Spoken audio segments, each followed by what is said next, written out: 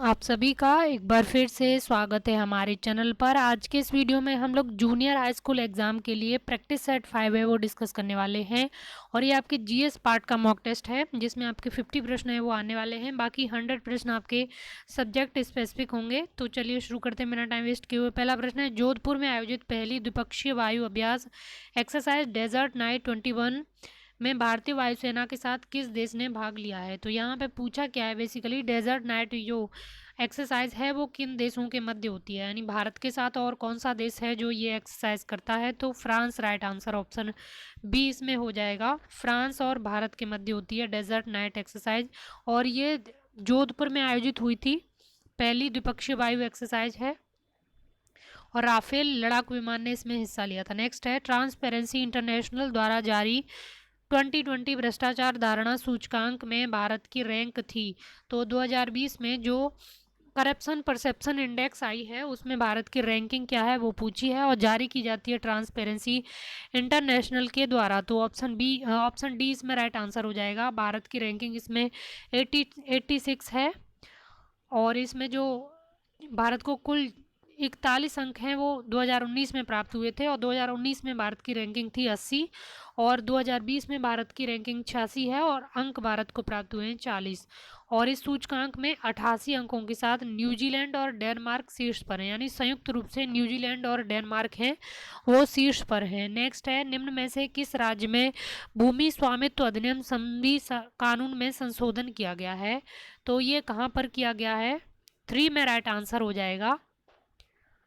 Option D Jammu Kashmir में। जम्मू कश्मीर में हाल ही में 2019 में इसके स्पेशल स्टेटस था उसको समाप्त कर दिया गया है। तो इसमें बहुत सारे जो संविधान के बहुत सारे पॉइंट थे वो यहाँ लागू नहीं थे, उनको लागू किया जा रहा है, कुछ एक्ट में संशोधन किए जा रहे हैं।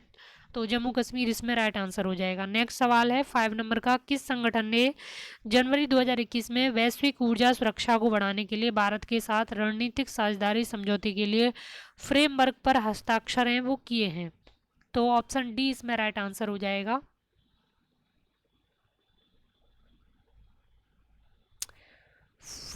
यहाँ पे 4 सवाल है, 4 नंबर की सवाल में जो राइट आंसर आपका हो जाएगा ऑप्शन सी अंतर्राष्ट्रीय ऊर्जा एजेंसी।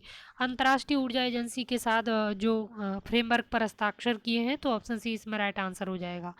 नेक्स्ट है 5 नंबर का सवाल, किस संगठन ने भारत में विश्व की पहली क्वांटम कंप्यूटिंग एप्लीकेशन लैब स्थापित करने के लिए इलेक्ट्रॉनिक्स और सूचना प्रौद्योगिकी मंत्रालय के साथ भागीदारी की है। वेरी इंपॉर्टेंट सवाल है करंट अफेयर्स की दृष्टि से।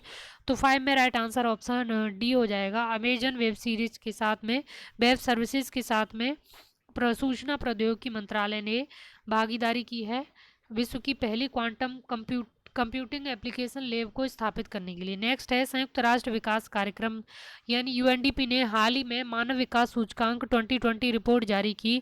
इस रिपोर्ट के संदर्भ में निम्न में से कौन सा कथन सत्य है। तो पहला कथन क्या है, सूचकांक में 189 देशों में भारत को 131वां स्थान प्राप्त हुआ है, यानी 131वें स्थान पर रहा है। दूसरा कथन क्या है, भारत ने 2012 और 2017 के बीच अपनी जीडीपी का 8% शिक्षा पर खर्च किया है। तो 6 में जो राइट आंसर आपका हो जाएगा। अच्छा, इसमें तीसरा कथन भी, भारत में साक्षरता दर वर्तमान में 74% है। तो देखिए सारे कथन इसमें सही हैं, 1 2 3 तीनों ही कथन इसमें सही हैं। तो ऑप्शन डी इसमें राइट आंसर हो जाएगा। 189 देशों में भारत को 131वां स्थान प्राप्त हुआ है एचडीआई में, और 2012 से 17 के बीच अपनी जीडीपी का 8% एजुकेशन पर खर्च किया है, और साक्षरता दर है वो 74% है वर्तमान में। तो सारे कथन सही हैं। नेक्स्ट है, भारत में नई संसद की आधारशिला की स्थिति को रखी गई थी। ये आधारशिला यानी विस्टा प्रोजेक्ट है उसकी आधारशिला कब रखी गई। तो 10 दिसंबर 2020 को ये रखी गई थी। ऑप्शन 20 में राइट आंसर हो जाएगा। नेक्स्ट है, यूनेस्को के सहयोग से दिए जाने वाले वैश्विक शिक्षक पुरस्कार से सम्मानित किए गए हैं। ये करंट अफेयर की दृष्टि से बहुत ही इंपॉर्टेंट सवाल है। तो 8 नंबर की सवाल में आपका राइट आंसर हो जाएगा ऑप्शन ए, रणजीत सिंह दिसाले को यूनेस्को के सहयोग से दिए जाने वाले वैश्विक शिक्षक पुरस्कार से सम्मानित किया गया है। और इन्होंने प्राथमिक स्कूल शिक्षण के क्षेत्र में काम किया है महाराष्ट्र के सोलापुर जिले में। और बालिका शिक्षा को इन्होंने विशेषतः बढ़ावा दिया है और पुस्तकों में क्यूआर कोड का उपयोग इन्होंने प्रारंभ किया, ये इनका अनूठा प्रयास था। और वार्के फाउंडेशन द्वारा शुरू किया गया पुरस्कार यूनेस्को के सहयोग से प्रदान किया जाता है। यानी जो वैश्विक शिक्षक पुरस्कार है ये वार्के फाउंडेशन ने शुरू किया है और यूनेस्को भी इसमें भागीदार होता है। नेक्स्ट है formula 1 car race Bahrain grand prix 2020 के विजेता हैं, तो 9 का राइट आंसर ऑप्शन बी हो जाएगा। लुइस हैमिल्टन है इस कार रेसिंग के विजेता हैं। नेक्स्ट है बिहार में हाल ही में विधानमंडल का गठन किया गया, इस संदर्भ में निम्न में से कौन से कथन सत्य हैं। पहला कथन है बिहार में पहली बार 2 उप मुख्यमंत्री बनाए गए हैं। दूसरा कथन है बिहार में किसी भी राजनीतिक दल को स्पष्ट बहुमत नहीं प्राप्त है। तीसरा कथन है नीतीश कुमार ने 7वीं बार बिहार के मुख्यमंत्री के रूप में शपथ ग्रहण की है। तो देखिए यहाँ पे जो 10 नंबर का सवाल है इसमें सारे जो कथन हैं वो सही हैं, ऑप्शन डी इसमें राइट आंसर हो जाएगा।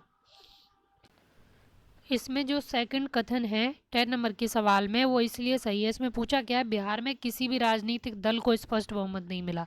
देखिए गठबंधन को मिला है लेकिन किसी एक राजनीतिक दल को नहीं मिला है, इसलिए दूसरा कथन भी सही है, इसलिए 1 2 3 तीनों कथन सही हो जाते हैं इसमें।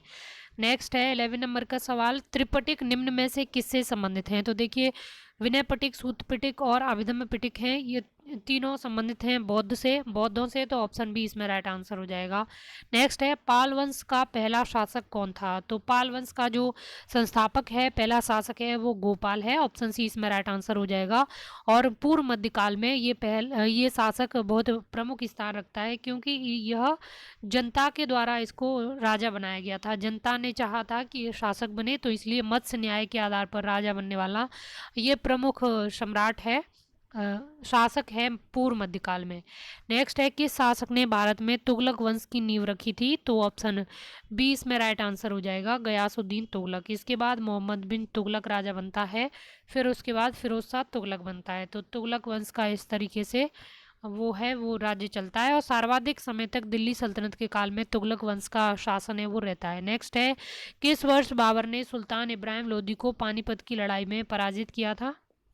तो देखिए इब्राहिम लोदी को पानीपत की लड़ाई में पराजित किया था 1526 में बाबर ने, ऑप्शन बी इसमें राइट आंसर हो जाएगा। नेक्स्ट है पंचमहल किससे संबंधित है। तो पंचमहल का संबंध है फतेहपुर सीकरी से, ऑप्शन सी इसमें राइट आंसर हो जाएगा। पंचमहल है ये फतेहपुर सीकरी में स्थित है। फतेहपुर सीकरी का निर्माण है ये अकबर ने करवाया था 1575 के आसपास में। नेक्स्ट है वास्को डिगामा किस वर्ष कालीकट उतरा था। 1498 में, ऑप्शन डी इसमें राइट आंसर हो जाएगा। और कालीकट में इस समय जो राजा था वो था जमोरिन, तो जमोरिन के काल में ये आया था भारत। नेक्स्ट है महालवाड़ी प्रणाली कहाँ लागू की गई थी। तो महालवाड़ी सिस्टम क्या था, ये अंग्रेजों के समय में भू राजस्व की एक महत्वपूर्ण प्रणाली थी। 3 भू राजस्व बंदोबस्त थे, एक तो स्थायी बंदोबस्त था, दूसरा महालवाड़ी था और तीसरा रैयतवाड़ी था। तो महालवाड़ी में क्या होता था, एक गांव से जो भू राजस्व है उसको कलेक्ट करने के लिए एक मुखिया को नियुक्त कर दिया जाता था उस गांव से, और वो पूरे गांव का जो रेवेन्यू बनता था, भू राजस्व बनता था, उसको वो कलेक्ट करता था और अंग्रेजों को जमा करता था। यानी जमीन का उस पर कोई हक नहीं होता था, जमीन किसानों की होती थी और केवल टैक्स जो कलेक्शन का काम है वो काम करता था। तो इसको महालवाड़ी सिस्टम बोलते हैं। और जो स्थायी बंदोबस्त था उसको जमींदारी सिस्टम भी बोलते हैं। उसमें जमींदारों की ज़मीन थी और जमींदार अपनी ज़मीन किसानों को देते थे और वो उनसे वसूल करते थे, लगान है वो। और जो रैयतवाड़ी है उसमें ज़मीन किसानों की ही होती थी और किसानों से सीधे है वो टैक्स वसूला जाता था। तो जो महालवाड़ी सिस्टम है ये कहाँ पर था, ऑप्शन बी इसमें राइट आंसर हो जाएगा। ये महालवाड़ी उत्तर प्रदेश के पश्चिमी पार्ट में मुख्यतः महालवाड़ी सिस्टम था, पूर्वी में तो स्थायी बंदोबस्त ही था। नेक्स्ट है महात्मा गांधी भारतीय राष्ट्रीय कांग्रेस के अध्यक्ष किस वर्ष बने थे। तो 1924 में गांधी जी ने इंडियन नेशनल कांग्रेस की अध्यक्षता है वो की थी और बेलगांव में ये अध्यक्षता उन्होंने की थी, ऑप्शन बी यहाँ पर राइट आंसर हो जाएगा। नेक्स्ट है 1947 में लॉर्ड माउंटबेटन द्वारा घोषित भारत और पाकिस्तान की सीमा आयोग के अध्यक्ष कौन थे। तो ये थे सिरिल रेडक्लिफ, ऑप्शन डी यहाँ पर राइट आंसर हो जाएगा, रेडक्लिफ। नेक्स्ट है सत्यमेव जयते महावाक्य कहाँ से उद्धृत है। तो ये लिया गया है 20 का राइट आंसर ऑप्शन सी हो जाएगा। मुंडकोपनिषद से, यानी मुंडकोपनिषद से सत्यमेव जयते शब्द को लिया गया है। और उपनिषदों में ही यज्ञों को टूटी नौकाओं के समान बताया गया है, तो ये भी इम्पोर्टेंट है। नेक्स्ट है, भारत का विश्व में क्षेत्रफल के आधार पर कौन सा स्थान है? तो क्षेत्रफल के आधार पर भारत का स्थान 7वां है, जनसंख्या के आधार पर द्वितीय स्थान है। नेक्स्ट है, निम्न में से कौन सा पर्वतीय दर्रा उत्तराखंड में स्थित नहीं है? तो देखिए, लिपुलेख, शिवकीला, मुलिंगला, नीतिला। शिवकीला दर्रा है, ये हिमाचल प्रदेश में है, तो ऑप्शन बी इसमें राइट आंसर हो जाएगा। नेक्स्ट है, निम्न में से कौन सी नदी थार रेगिस्तान से होकर बहती है? तो 23 का राइट आंसर ऑप्शन सी हो जाएगा। लूनी नदी थार के रेगिस्तान से होकर बहती है, जिसका ऊपरी पार्ट में इसमें मीठा पानी होता है, और इसका जो निचला पार्ट है नदी का, वहाँ पे इसका लवणीय जल हो जाता है। नेक्स्ट है, टेरा रोसा शब्द का तात्पर्य है? तो टेरा रोसा शब्द संबंधित है लाल मिट्टी से, ऑप्शन बी इसका राइट आंसर हो जाएगा। नेक्स्ट है, भारत दुनिया में सबसे बड़ा फल उत्पादक है, तो किस नंबर का फल उत्पादक है? 25 का राइट आंसर ऑप्शन ए हो जाएगा। भारत दुनिया में दूसरा सबसे बड़ा फल उत्पादक राज्य है, प्रथम स्थान पर चीन है और तीसरे स्थान पर अमेरिका है। इंपॉर्टेंट हो जाता है ये सवाल करंट अफेयर्स की दृष्टि से। फल के अलावा सब्जी में भी भारत का द्वितीय स्थान है, पहले स्थान पर चीन है। नेक्स्ट है, आगामी वे जनजातियां हैं जो रहती हैं, तो आगामी जनजातियां हैं वो कहाँ पर रहती हैं? 26 का राइट आंसर ऑप्शन सी हो जाएगा, नागालैंड में। आगामी जनजाति हैं नागालैंड से संबंधित हैं। बाकी अंडमान निकोबार से संबंधित जनजातियां हैं सेंटिलीज, और मिजोरम से संबंधित है मीजो और लाखर। नागालैंड की अन्य जनजातियां हैं, वैसे आगामी नहीं है, अंगामी होना चाहिए यहाँ पे। और दूसरी है नागा और कोन्याक, ये सब नागालैंड की है। राजस्थान में भील, मीणा, गरसिया, ये राजस्थान की प्रमुख जनजातियां हैं। नेक्स्ट है, ड्राफ्टिंग कमेटी का चेयरमैन कौन है? तो देखिए, ड्राफ्टिंग कमेटी, यहाँ पे संविधान शब्द लगाना चाहिए था, तब ये सवाल सही बनता। वैसे ऑप्शन के थ्रू आप कर सकते हैं। 27 का राइट आंसर ऑप्शन डी हो जाएगा, बी आर अम्बेडकर। नेक्स्ट है, भारत में राष्ट्रपति अपना कार्यकाल पूरा होने के पहले अपना त्यागपत्र किसको सौंपते हैं? देखिए, फिर इसमें टेक्निकली ये सवाल गलत है, सौंपते नहीं, संबोधित करते हैं। तो 28 में राइट आंसर ऑप्शन बी हो जाएगा। उपराष्ट्रपति को संबोधित करके अपना त्यागपत्र है वो ये लिखते हैं। नेक्स्ट है, लोकसभा की सदस्यता के लिए उम्मीदवारों की निम्नतम आयु क्या निर्धारित की गई है?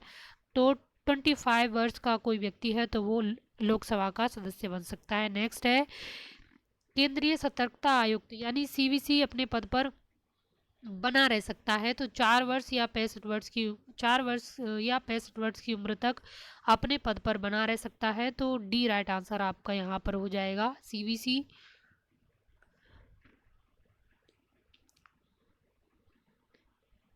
नेक्स्ट है, भारत में पंचायती राज की त्रिस्तरीय व्यवस्था का अनुमोदन किस समिति द्वारा किया गया था? तो ये किया गया था बलवंत राय मेहता समिति के द्वारा, ऑप्शन यहाँ पे राइट आंसर हो जाएगा। अशोक मेहता समिति ने तो द्विस्तरीय प्रणाली की सिफारिश की थी। नेक्स्ट है, संविधान के किस अनुच्छेद के प्रावधानों के अंतर्गत भारत सरकार ने भारत रत्न और पद्मश्री को प्रारंभ किया था? 32 में जो राइट आंसर आपका हो जाएगा, ऑप्शन डी 18।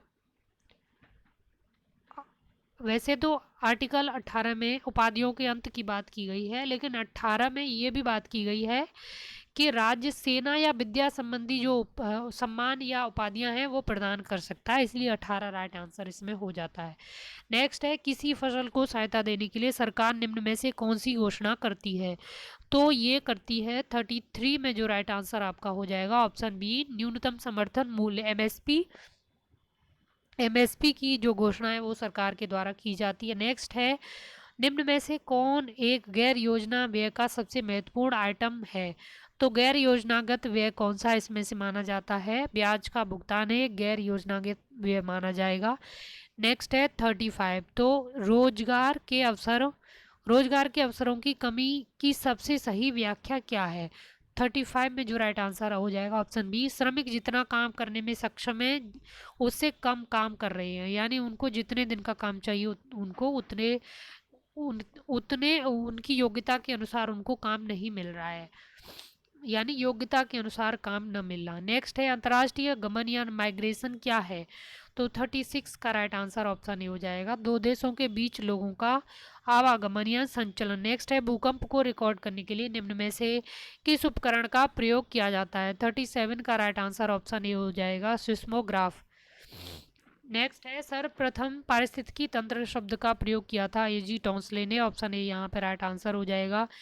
नेक्स्ट है निम्न प्रदूषक एजेंटों में से कौन सा एजेंट ओजोन परत में छेद बनाने के लिए जिम्मेदार है। तो ये है CFC। ऑप्शन बी यहाँ पे राइट आंसर हो जाएगा। ओजोन परत है वो स्ट्रेटोस्फीयर में मिलती है और डॉप्सन इसकी क्षति की माप की इकाई है। नेक्स्ट है नगर पालिका के कूड़े कचड़े एक बड़े फर्नेस में जलाए जाते हैं, इस फर्नेस को क्या बोला जाता है। 40 में जो राइट आंसर आपका हो जाएगा 40 नंबर के सवाल में ऑप्शन सी इंसिनरेटर बोला जाता है, जहाँ पर नगर पालिकाओं के कूड़े कचड़े को जलाया जाता है। नेक्स्ट है दूध की घनता मापने के लिए कौन सा उपकरण प्रयुक्त किया जाता है। 41 का राइट आंसर हो जाएगा लैक्टोमीटर। नेक्स्ट है रासायनिक ऊर्जा को विद्युत ऊर्जा में रूपांतरण किसके द्वारा किया जाता है। 42 का राइट आंसर हो जाएगा संचायक सेल, ऑप्शन डी। नेक्स्ट है जल में हाइड्रोजन तथा ऑक्सीजन अनुपात के भार के अनुसार है। 43 में जो आपका राइट आंसर ऑप्शन डी हो जाएगा, यानी हाइड्रोजन और ऑक्सीजन का अनुपात है वो होना चाहिए जल के लिए 1:8। नेक्स्ट है निम्न में से कौन सा पदार्थ एक न चिपकने वाली बर्तन की सतह पर लेपित किया जाता है। तो ये परत टेफ्लॉन की होती है ताकि उस पर कोई भी चीज़ चिपके ना हो। तो ऑप्शन डी यहाँ पर राइट आंसर हो जाएगा। नेक्स्ट है हमारे पेट में स्थित पाचक रस मुख्य रूप से होता है, तो ये क्या होता है। 45 में राइट आंसर ऑप्शन सी हो जाएगा, हाइड्रोक्लोरिक अम्ल। नेक्स्ट है मलेरिया रोग से शरीर का कौन सा अंग प्रभावित होता है। 46 में राइट आंसर ऑप्शन ए हो जाएगा। मलेरिया में जो अंग प्रभावित होता है वो होता है प्लीहा, ऑप्शन ए यहाँ पे राइट आंसर है। नेक्स्ट है उस विकल्प का चयन करें जो तीसरे शब्द से उसी तरह संबंधित है जिस तरह से दूसरा शब्द पहले शब्द से संबंधित है। जैसे तापमान से संबंधित है थर्मामीटर, तो आर्द्रता से संबंधित क्या हो जाएगा। 47 में जो राइट आंसर आपका हो जाएगा ऑप्शन सी, हाइग्रोमीटर। यहाँ पर कूट से संबंधित है। कूट भाषा में यदि प्लीजेंट को इस तरह लिखा जा रहा है तो उसी कूट भाषा में इसको किस तरह लिखा जाएगा। तो 48 में जो राइट आंसर आपका हो जाएगा ऑप्शन सी। अब इसमें सीरीज कैसे बन रही है, तो देखिए इसमें सीरीज बन रही है, इसमें जो लास्ट वर्ड है उसका पहला वर्ड दूसरे वर्ड का बन जा रहा है, यानी टी में आप -2 कर रहे हैं तो आर हो जाएगा, और आप एन में +3 करेंगे तो ओ हो जाएगा, ए में -2 करेंगे तो बाई हो जाएगा, एस में +3 करेंगे तो वी हो जाएगा। यानी -2 + 3 -2 + 3 ये सीरीज चल रही है और उल्टा चल रही है, यानी आर में आपको करना है -2 तो आर में -2 करेंगे तो पी हो जाएगा। तो इसमें इस तरह से सीरीज चल रही है। नेक्स्ट है 49, तो 49 में जो आपका राइट आंसर हो जाएगा वो ऑप्शन बी हो जाएगा, शनिवार। नेक्स्ट है आखिरी सवाल है, 4 कथन और उसके बाद 4 निष्कर्ष दिए गए हैं। चिन्हित करें कि कौन सा से निष्कर्ष दिए गए कथनों का निश्चित रूप से अनुसरण करता या करते हैं, भले ही वे सामान्य रूप से ज्ञात तथ्यों से भिन्न हो। जैसे कि आपको मैंने पहले भी बताया है कि जो कथन कारण से संबंधित सवाल होते हैं, कथन से निष्कर्ष वाले सवाल जो होते हैं उनमें आपको कथन के अकॉर्डिंग ही आंसर देना है। इन जनरल भले ही वो बात बिल्कुल गलत हो लेकिन आपको कथन के अकॉर्डिंग अपना आंसर देना है। तो कथन क्या है, कुछ बिल्लियां भौंकती हैं। दूसरा कथन है जो भौंकते हैं वो सोते नहीं। तीसरा कथन है सभी हाथी सोते हैं और कोई बिल्ली हाथी नहीं है। तो निष्कर्ष यहाँ पर क्या निकलेगा देखते हैं। निष्कर्ष क्या है, कुछ बिल्लियाँ सोती नहीं हैं, कुछ हाथी भौंकते हैं, जो बिल्लियाँ भौंकती हैं वो हाथी नहीं है, जो हाथी भौंकते नहीं है वे बिल्लियाँ हैं। तो यहाँ पे जो निष्कर्ष निकल रहा है केवल निष्कर्ष एक है, वो अनुसरण करता है। तो आज का आपका मॉक टेस्ट यहीं ख़त्म होता है। ये जीएस पार्ट का था। अगर आपको वीडियो से लाभ हो रहा है तो आप चैनल सब्सक्राइब कर सकते हैं, आप वीडियो को लाइक कर सकते हैं और वीडियो को शेयर कर सकते हैं, जिससे हमको मोटिवेशन मिलता है। हम सारे मॉक टेस्ट हैं आपके लिए ले आए। अगर आप चैनल को शेयर करते हैं, सब्सक्राइब करते हैं तो उससे हमको अच्छा लगता है, आपका भी कोई नुकसान उसमें नहीं होता है। तो चलिए नेक्स्ट वीडियो मिलते हैं। Thank you.